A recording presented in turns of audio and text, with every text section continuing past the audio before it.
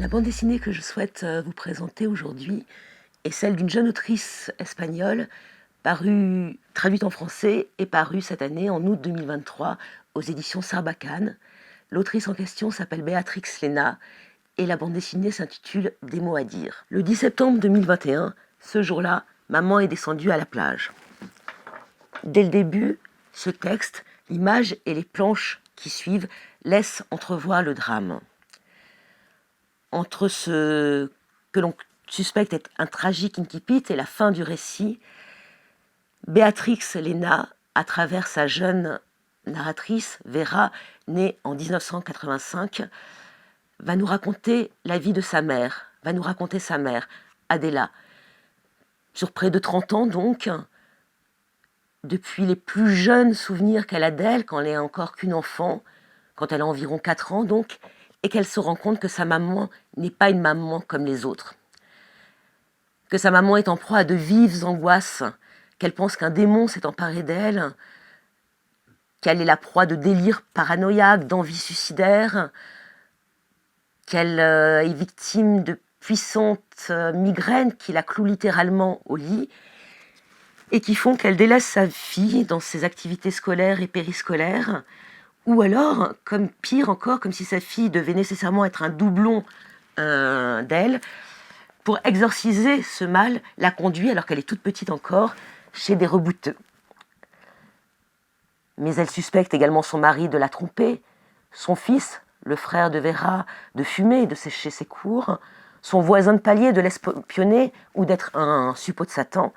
et elle se détourne ainsi avec ferveur vers les superstitions et la religion. Si on suspecte la cause de cette maladie mentale qui est très tôt diagnostiquée dans la vie d'Adela prendre source dans une enfance meurtrie, une enfance victime d'un père autoritaire, alcoolique, abusif,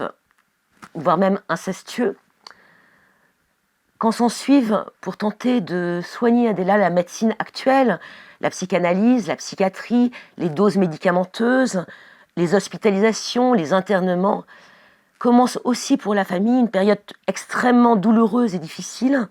que la narratrice, avec beaucoup de tact et de finesse, va nous raconter, elle qui, désormais parvenue dans sa trentaine, ne cesse d'essayer d'accompagner sa mère dans le vain chemin de la guérison, avec un amour filial qui ne se démentira jamais. Avec ce roman graphique, Béatrix Léna aborde donc des thèmes très difficiles, ceux de l'enfance malmenée, meurtrie, ceux d'une vie familiale définitivement éclatée, les tentatives désespérées de se tourner vers des médecines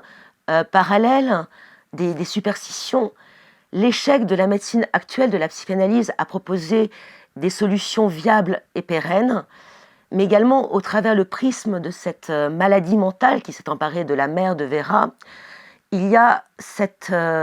relation mère-fille extrêmement poignante, parce que même si elle a été du fait de la maladie rendue trop rarement complice, elle n'en reste pour le moins toujours extrêmement aimante et attachante. Béatrix Léna y parvient donc en faisant un travail graphique extrêmement complexe, hybride, une première pour moi, une véritable découverte. Et c'est extrêmement émouvant. Tantôt, l'ouvrage est composé de dessins au feutre, extrêmement colorés et faussement naïfs, qui, en même temps qu'ils retracent la vie de Vera enfant, nous met, nous, lecteurs, à hauteur de cet enfant que rien ne préparait à gérer la maladie de sa mère. Tantôt, ce sont des planches qui sont traitées comme des enluminures ou des cartes de tarot complètement psychédéliques, extrêmement fouillées, qui mettent en exergue le caractère inextricable et progressif et inéluctable de la progression de la maladie mentale chez la maman. Tantôt, ce sont des rapports médicaux qui nous sont donnés à lire tels quels, dans leur format originel, leur typographie originelle, et qui soulignent le caractère implacable du diagnostic médical qu'est la maladie mentale. Et enfin, il y a au moins une vingtaine de très très belles planches qui reproduisent des ouvrages au point de croix pour raconter justement ce chemin de croix qu'a été la vie de Vera et de sa maman. Et là, métaphoriquement pour moi, ça a été très touchant. Parce que j'ai eu l'impression qu'en tissant littéralement ces broderies, la narratrice tissait comme un fil d'Ariane entre elle et sa maman, un fil d'Ariane donc que ni la maladie, ni même la mort ne pourra jamais rompre.